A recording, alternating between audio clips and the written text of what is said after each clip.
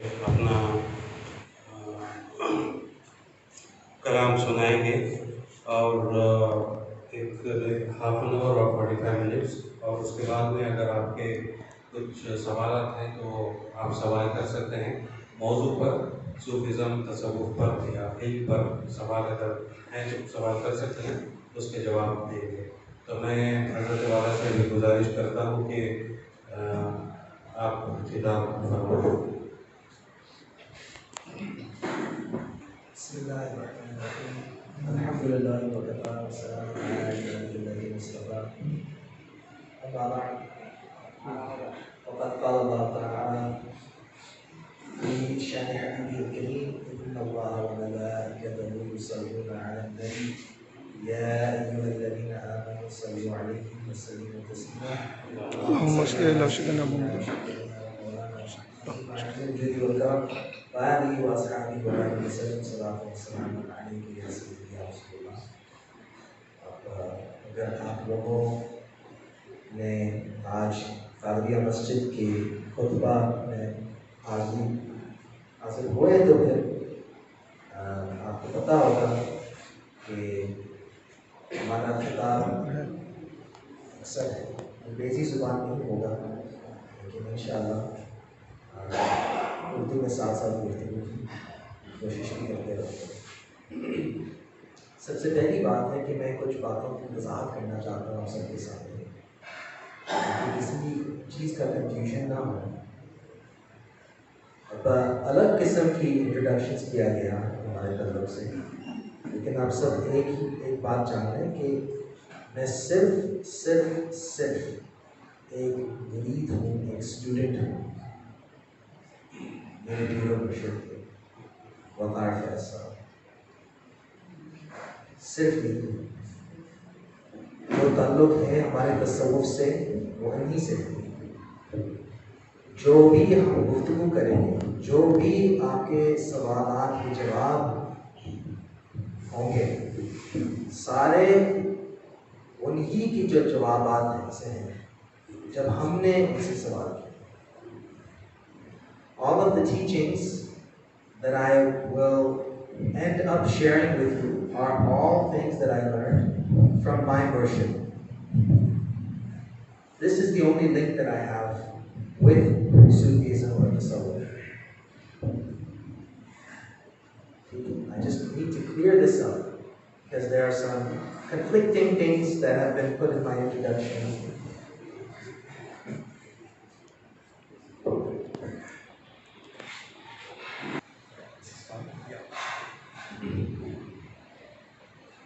So this is something that needs to be cleared up. کچھ یہ بات کی وضاحت ضرور تھی کہ آپ سب کے دماغ میں کلیئر ہے کہ ہمارے اس سلسلے میں بیک گراؤنڈ کیا ہے۔ ہماری حقیقت اور اوقات بس یہی ہے کہ ہم اسٹوڈنٹ ہیں، اور جو بھی ہم آپ کے ساتھ شیئر کریں گے وہ اسی اسٹوڈنٹ کی حیثیت سے شیئر کر رہا ہوں۔ اور ویسے اگر اس چیز کو دیکھا جائے، this is nothing but the conveyance of something from a master to a student and from one student to another student۔ یہ جو سینہ بسینہ علم جو کہتے ہیں یہ صرف ایک مرشد سے مل سکتا ہے، صرف ایک واقعی ایک کامل مرشد سے مل سکتا ہے۔ سبحان اللہ۔ اور یہ سینہ بسینہ جو چیز ہے وہ آپ کو یہاں نہیں ملے گا،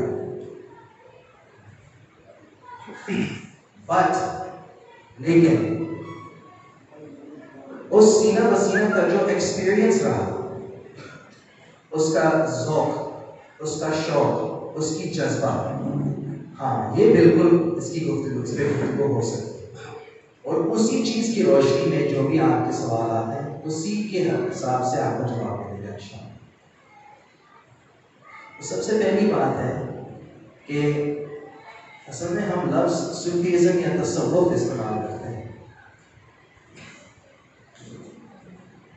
بات یہ ہے کہ جیسے ہم دوپہر میں گفتگو کر رہے تھے، ہم الفاظوں پہ اٹکے ہوئے،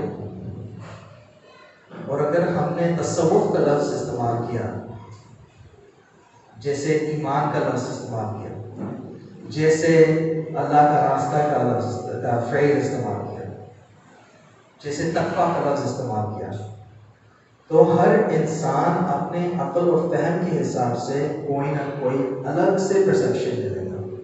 You're going to think of something very different from the person next to you. And the goal of this path, and from henceforth I will refer to it as the path of Allah subhanahu wa ta'ala. اب ہم تصوف کی بات کرتے ہیں، تصوف کا لفظ ہم چھوڑتے ہیں اور اللہ کا راستہ کے بارے میں بات کرتے ہیں، کیونکہ اللہ کا راستہ کا مقصد یہ نہیں ہے کہ ہم الفاظ پہ اٹکے رہیں یا ہم لوگوں کو اور ڈیوائڈ کریں یا ہم اپنے آپ کو خاص سمجھیں. اللہ کا راستہ سے مراد یہ ہے کہ ہم لوگوں کو انوائٹ کریں اس چیز پہ، لوگوں کو بلائیں اللہ کے راستے میں. تبلیغ کا اصل مطلب یہی ہے کہ ہم اللہ کا راستے پہ بلائیں. This is one of the central problems that is facing our community today. Is that we call ourselves Sufi, we call the other people something else, we call the other people something else. It could be that those labels are true. ہو سکتا ہے کہ یہ جتنے بھی ہم نے نام اور القاب بنائے ہیں لوگوں پہ، ہو سکتا ہے کہ یہ سارے صحیح ہو، لیکن اگر ہم نے اس چیز کو پکڑ کے رکھا ہے تو اصل مقصد ہم نے چھوڑ دیا. Even if we assume these titles to be true, we've lost the essence and the purpose of what we are here for. What are we here for? We are here to convey the invitation to come to the path of Allah subhanahu wa ta'ala. This is not just my mission. ایک اور بات کی وضاحت ہے، یہ کسی ایک انسان کا مشن نہیں ہوتا ہے، یہ ہر مومن کا مقصد ہوتا ہے. حضور اکرم صلی اللہ علیہ وسلم فرماتے ہیں بلغوا عنی ولو آیہ. Convey from me even if it is a single ayat. What does this mean? میری اگرچہ صرف ایک آیت پڑھا تو پھر اس آیت کو آگے پھیلائیں. اور کما قال صلی اللہ علیہ وسلم، اس کا مطلب کیا ہو سکتا ہے؟ یہی ہو سکتا ہے کہ جو بھی ہم نے سیکھا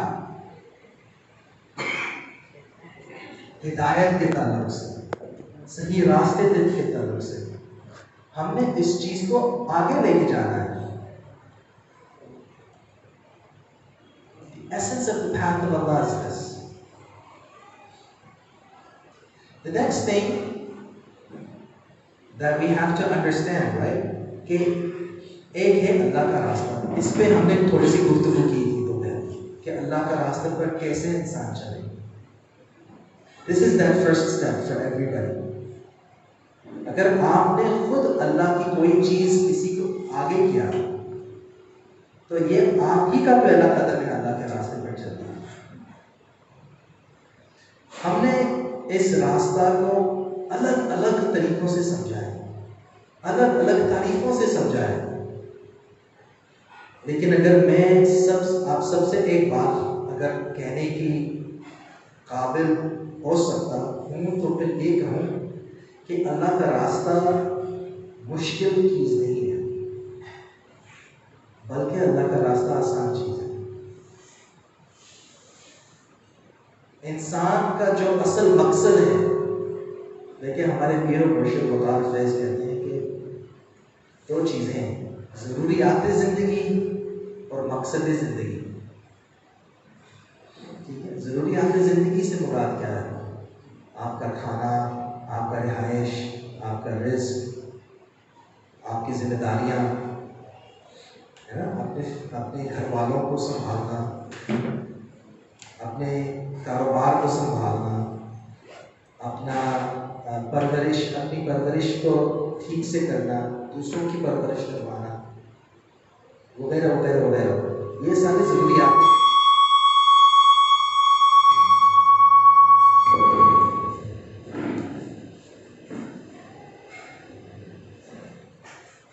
ضروریات زندگی ہیں. اور ضروریات زندگی ہمیشہ الگ الگ رہیں گے، مختلف ہوں گے. اور بہت سے آپ کے سامنے نظر آئیں گے، لیکن مقصد زندگی ضروریات زندگی سے الگ ہے۔ مقصد زندگی ہمیشہ ایک ہی ہوتا ہے، اور وہ مقصد کیا ہو سکتا ہے؟ وَمَا خَلَقْتُ الْجِنَّ وَالْإِنسَ إِلَّا لِيَعْبُدُونِ، میں نے جنات اور انسان کو صرف اسی لیے پیدا فرمایا تاکہ وہ میری عبادت کریں۔ To worship your creator, to know your creator, to move closer to your creator. This is your مقصد۔ یہ مقصد ہوتا ہے زندگی۔ تو یہ صرف صوفیوں کے مقصد ہو سکتا ہے، یا صرف ان کے مقصد، یا ان کے مقصد، یا صرف مسلمان کا مقصد؟ Never۔ اللہ نے پوری خلق، پورے انسانیت، نوع انسانیت پہ یہ مقصد بتایا ہے نا۔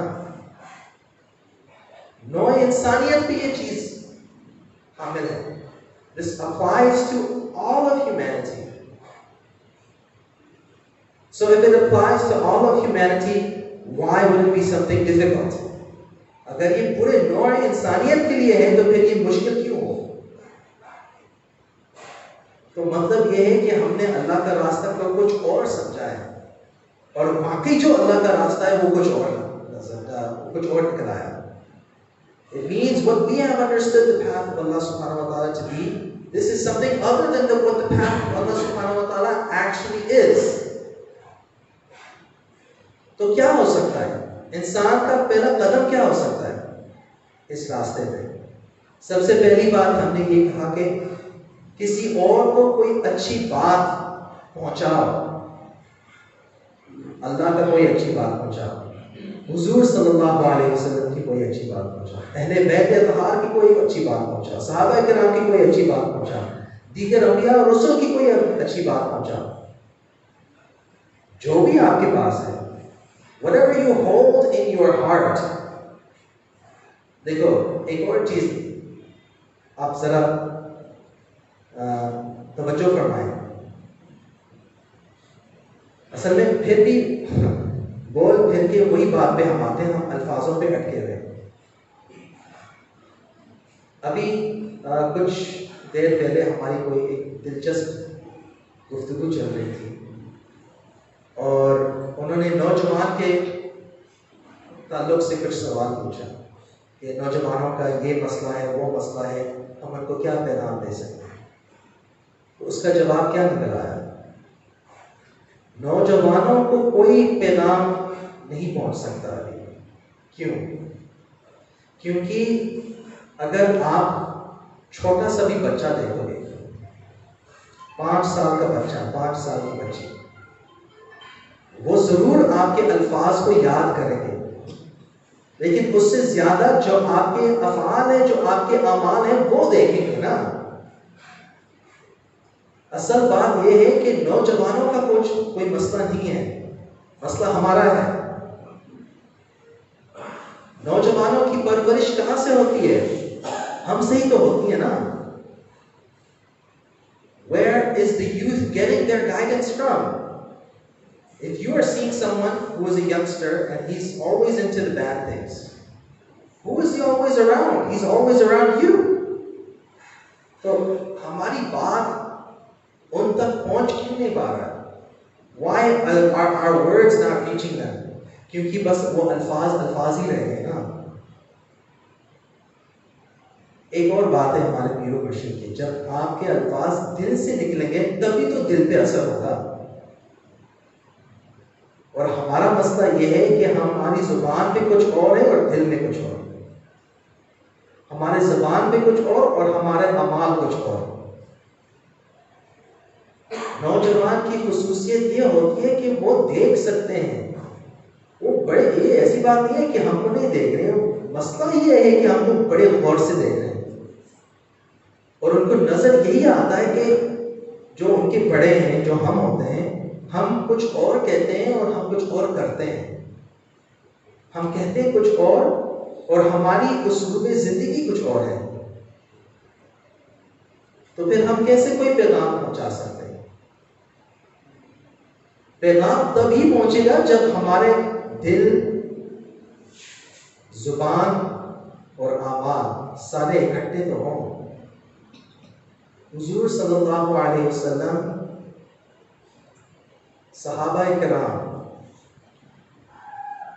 کیوں اتنے متاثر ہوئے؟ یہ حضور کا کمال ہے، حضور کا کمال ہے۔ اور وہ کمال ہے کیا؟ کہ جو بھی دل پہ تھا وہی زبان پہ، جو بھی زبان پہ وہی اعمال، وہی ہاتھوں پہ۔ دس از دا سمپل ریالٹی۔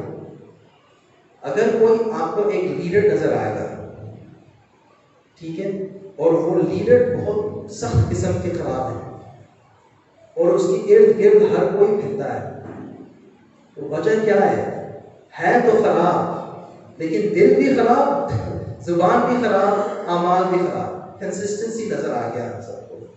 وہ کنسسٹنسی دیکھ کے لوگ متاثر ہوتے ہیں۔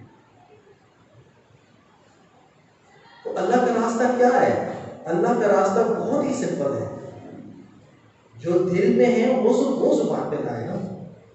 اور اگر دل کے کوئی اچھا خیال نہیں ہے، کوئی دل میں اچھائی ہم کو نظر نہیں آتا ہے، تو پھر ہم نے اللہ کو رجوع کرنا ہے، اللہ کی طرف رجوع کرنا ہے، ہم نے توبہ مانگنا ہے، ہم نے اللہ کی طرف واپس لوٹنا ہے۔ واپس لوٹنے سے اللہ تعالیٰ ہمارے دلوں کو صاف فرماتا ہے۔ جب دل صاف ہوتا ہے نا، تب زبان پہ صفائی آنا شروع ہوتی ہے، تب انسان کا کوئی پیغام آگے پہنچ پائے گا۔ When you return to Allah subhanahu wa ta'ala, this is another thing that our Piro version says, Murshid Gulnar says. When you return to Allah subhanahu wa ta'ala, there is nothing that Allah subhanahu wa ta'ala loves more. There's nothing He loves more. There's nothing He loves more. This is part of why the path of Allah subhanahu wa ta'ala is easy. ایک ہمارے مرشد کا ایک واقعہ آپ کو سناتا ہوں۔ ہم ایک دن بیٹھے ہوئے تھے ہمارے پیر مرشد کے مجلس میں، تو ایک قول، جنید بغدادی کا ایک قول سامنے آیا۔ اسی قول پہ گفتگو ہو رہی تھی، اور وہ قول کیا تھا کہ مرید وہ ہوتا ہے جو بائیں والا فرشتہ لکھتا ہی نہیں۔ بائیں means left, right? No، اس کا مطلب یہ نہیں ہے۔ اسی پہ تو گفتگو ہو رہی تھی۔ دیکھیں حضور صلی اللہ علیہ وسلم کا حدیث مبارکہ ہے، اگر انسان نے کوئی غلطی کی اور فوراً توبہ مانگا 6 گھنٹے کے اندر، حضور صلی اللہ علیہ وسلم نے فرمایا 6 گھنٹے کے اندر اگر اس نے فوراً توبہ مانگ لی تو اللہ تعالیٰ لکھائے گا نہیں۔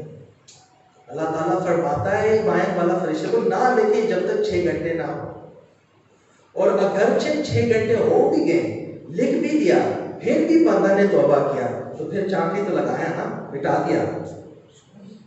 تو اس کا یہ مطلب نہیں ہے کہ سچا مرید کبھی گناہ نہیں کرتا، اس کا یہ مطلب آیا کہ فوراً توبہ کرتا ہے۔ This is why ہے نا، ہم نے اللہ کا راستہ کو کچھ اور سمجھا ہے۔ یہ ہماری بس کی بات نہیں ہے کہ ہم گناہ سے پاک صاف رہیں، unless کہ اللہ کا کوئی خاص مدد ہو۔ یہ انسان کی بس کی بات نہیں ہے۔ لیکن اللہ تعالیٰ کیا پسند فرماتا ہے؟ اللہ تعالیٰ یہی پسند فرماتا ہے کہ بندہ سے گناہ ہوتے ہوئے وہ اللہ کی طرف رجوع کرے۔ This is what it means to be on the path of Allah subhanahu wa ta'ala. And this is what you and we are doing. Alhamdulillah. We do this. ایسا نہیں ہے کہ ہم بھی گناہ نہیں کرتے ہیں، ہم گناہ کرتے ہیں، ہم سے بھی ہوتی ہے، جانے انجانے۔ But what is our responsibility? ہماری ذمہ داری اس سچویشن میں کیا ہے؟ ہماری ذمہ داری اس سچویشن میں ہے کہ ہم فوراً اللہ کی طرف رجوع کریں۔ اور ولی تو یہ بنا ہے نا جو فوراً اللہ کی رجوع کرتا ہے اللہ کے لیے۔ تو یہ ساری چیزیں جو ہم آلریڈی کر رہے ہیں نا، this is the path of Allah subhanahu wa ta'ala، یہی ہے اللہ سبحانہ و تعالیٰ کا راستہ۔ بس ہم نے اس چیز کو سمجھنا ہے اور اس چیز کو ہماری نیت کے ساتھ لگانا ہے نا. یہ اکثر کہا جاتا ہے نا اردو میں، نیت صاف منزل آسان. تو نیت بھی صاف رکھو نا، اللہ کا راستہ بھی آپ کو صاف صاف نظر آئے گا انشاءاللہ تبارک و تعالیٰ. میرے خیال سے آدھا گھنٹے کا ہو گیا.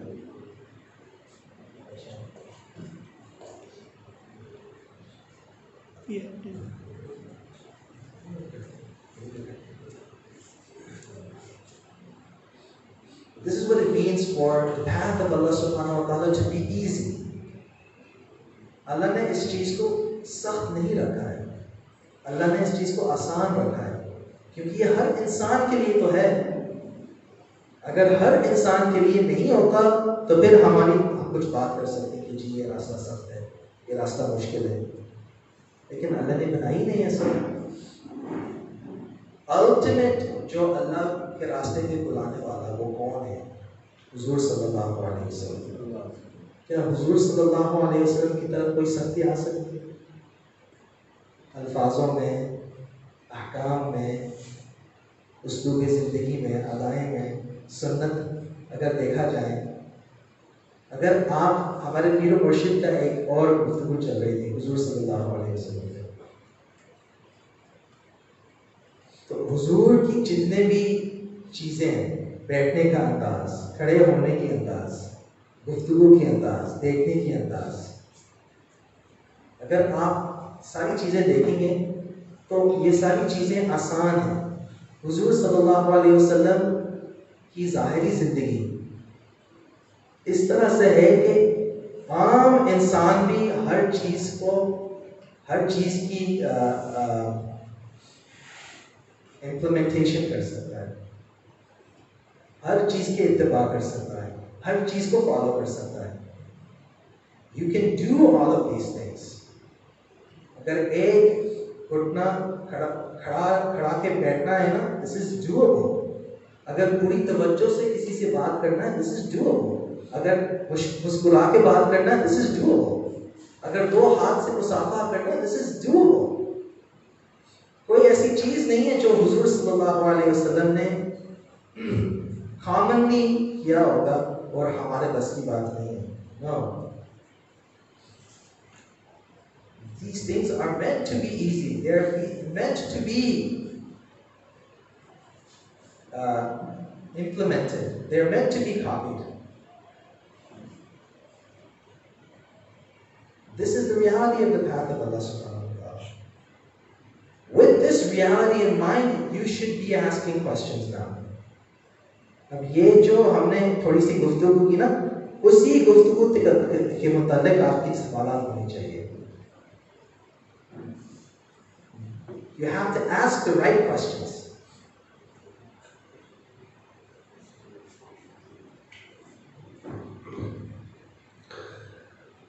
حضرات گرامی،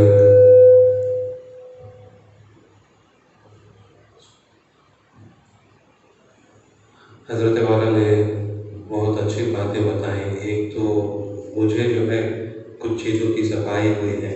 یہ نہیں کہ گناہ نہیں کرے، return to the path of Allah جو آپ نے بتائی ہے کہ گناہ ہونے کے بعد جو اس کی معافی کا طلب کرنا ہے اور اپنے آپ کو صاف کر لینا ہے. میں ایک بات مجھے یاد آئی تو بتا دوں.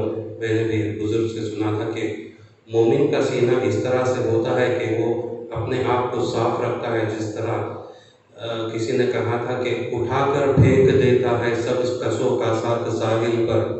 اٹھا کر پھینک دیتا ہے سب کسوں کا ساتھ ساحل پر، سمندر اپنا سینہ ہمیشہ صاف رکھتا ہے.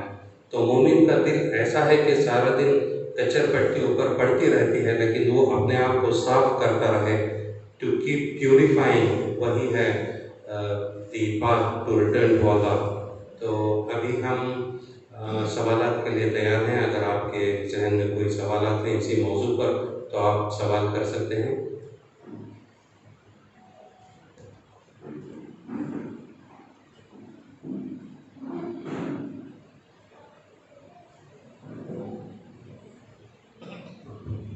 حضرت کبھی کبھار آپ کو لگتا ہے کہ کچھ سوالات بچکانے لگیں گے، لیکن اس میں अच्छे नतائज आते हैं, अच्छे उसके जवाब आते हैं, बहुत सारे लोगों को उसकी सफाई मिलती है। तो आप कोई भी सवाल ज़हन में है तो आप कर सकते हैं, ये फ़िक्र ना करें कि पुख्ता है या कौला सवाल है, प्लीज़।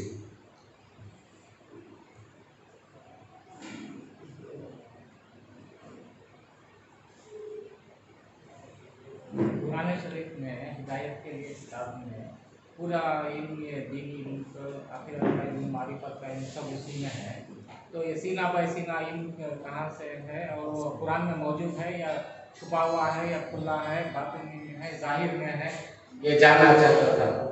कुरान में मुकम्मल इल्म बातिनी और जाहिरी है कि या सीना बाय सीना है जो कुरान से हम नहीं समझ सकते या पीर से ही, मुर्शद से ही सीखते हैं। बहुत ही अच्छा सवाल है कि ये जो सीना बसीना इल्म है ये कुरान में मौजूद है कि नहीं। देखिए, सीना बसीना के इल्म का मुराद ही यही है कि कुरान के ताल्लुक से। मैं आपको एक एग्जांपल देता हूँ जिससे आपको ये वाज़ेह हो जाएगा। अल्लामा यूसुफ नबहानी रिवायत करते हैं अपने किताब में कि एक दिन हज़रत अली रज़ियल्लाहु अन्हु ने हज़रत अब्दुल्लाह बिन अब्बास रज़ियल्लाहु अन्हुमा को कब्रिस्तान लेके गए रात को, और हज़रत अली ने पूछा कि आपको बिस्मिल्लाहिर्रहमानिर्रहीम के बा की कितने माने पता है? उन्होंने बताया ये। तो फिर घंटे घंटे तक हज़रत अली रज़ियल्लाहु अन्हु बताते रहे बा का। फिर सीन का पूछा, सीन का बताते रहे घंटे घंटे। फिर मीम का, ऑल द वे घंटे घंटे एक एक हर्फ के माने बताते गए और फजर हो गया। तो है वही सूरतुल फातिहा, उसके जो हिडन माने हैं वही सीना बसीना इल्म से होता है। यही तो है। हज़रत अली और हज़रत अब्दुल्लाह बिन अब्बास रज़ियल्लाहु अन्हु एक दूसरे के सामने बैठते हुए हज़रत अली ने सारे माने बता दिया। यही डेफिनेशन है सीना बसीना है।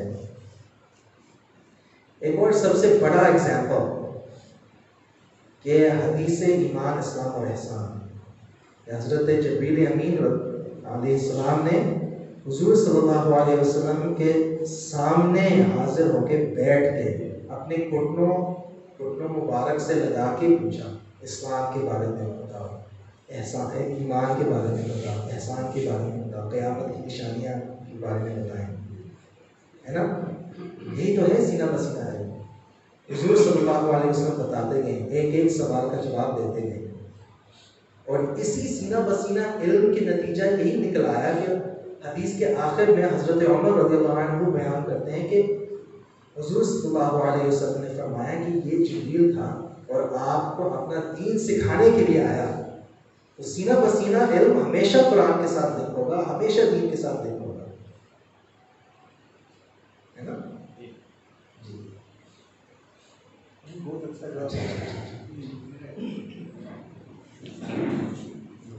Sufism is one of the sector salvation for Islam. Whether other sects or other, whether say something like Tabligh, Jamaat Islami, and other followers of them, is it a proper way of salvation to Islam, or is it not a proper way? What do you think?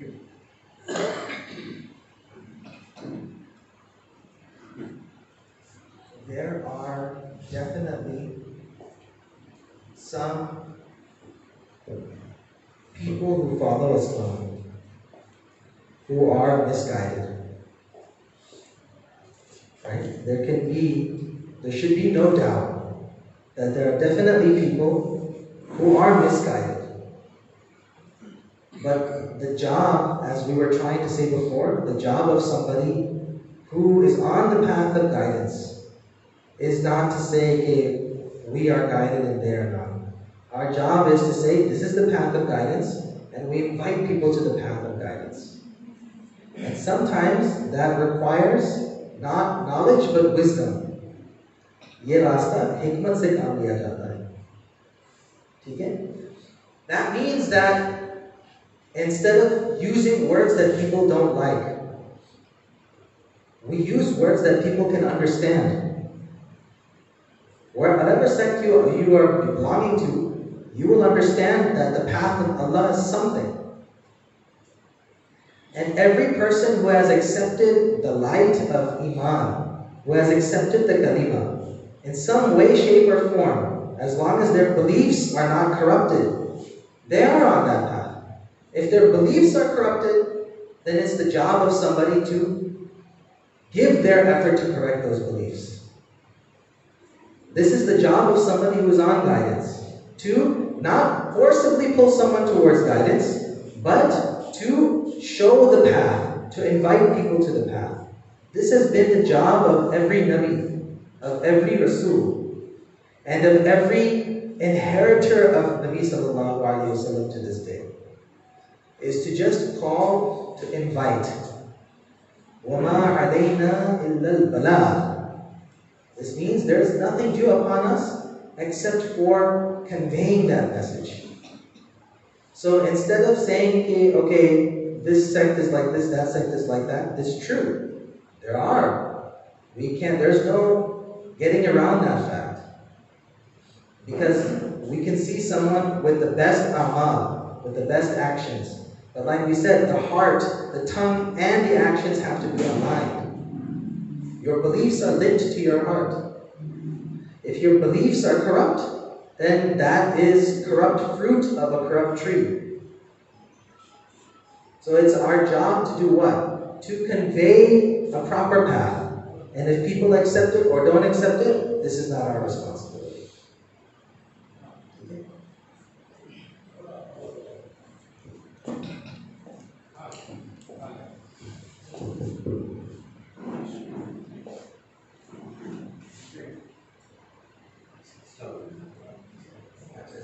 صراط المستقیم پہ چلنے کے لیے، کامیابی حاصل کرنے کے لیے اس دنیا میں اور آخرت میں کیا پیر کا ہونا ضروری ہے کہ ہر ایک پیر اپنے اپنے پیر کو ڈھونڈتے پھرے، یا اس کے بغیر بھی انسان کامیابی اس دنیا میں اور آخرت میں حاصل کر سکتا ہے؟ اچھا سوال ہے. دیکھیں, this is a very important question. دیکھیں نا, ایک حدیث ہے, ایک اعرابی ریگستان میں رہنے والے ایک دن حضور اکرم صلی اللہ علیہ وسلم کی بارگاہ میں حاضر ہوا اور حضور صلی اللہ علیہ وسلم سے یہ سوال پوچھا کہ اگر میں نے شہادت کی, نماز پڑھا, زکوٰۃ دی, روزہ رکھا, حج کیا اور بس یہی کیا, اس سے زیادہ نہیں کیا, اس سے کم نہیں کیا, کیا مجھے جنت حاصل ہوگی؟ حضور صلی اللہ علیہ وسلم نے فرمایا جی ہاں. تو آخرت کا جو ہم نجات پانے کا جو راستہ ہے اس کے لیے تو وہ پیر کی ضرورت نہیں ہے, لیکن صرف جنت ملنے سے بھی آگے کچھ نہ کوئی نہ کوئی ڈیزائر ہوتا ہے کچھ لوگوں کے لیے. کچھ لوگ ایسے ہوتے ہیں جو صرف جنت کا ذکر سے سیٹسفائی نہیں ہوتے, مطمئن نہیں ہوتے. وہ چاہتے ہیں کہ وہ رب کی ملاقات کریں, وہ چاہتے ہیں کہ رب کا کچھ سچا علم حاصل کریں, وہ چاہیں کہ وہ اپنا رب کو ملیں, وہ چاہیں کہ وہ اپنا رب کو جانیں مرنے سے پہلے. یہ ایک الگ چیز ہو گئی. تو یہ جو الگ چیز ہے, یہ جو ایکسٹرا چیز ہے, اس کے لیے بھی تو ایکسٹرا ریکوائرمنٹس ہو گئے. For this extra thing, there will be extra requirements. If you want to be on, دیکھو ہم ابھی یہی کہہ رہے تھے, ہر کوئی اللہ سبحانہ وتعالیٰ کا راستہ پر ہے, اور اللہ سبحانہ وتعالیٰ نے کچھ گارنٹیز رکھا ہے جو اس راستے پر ہے.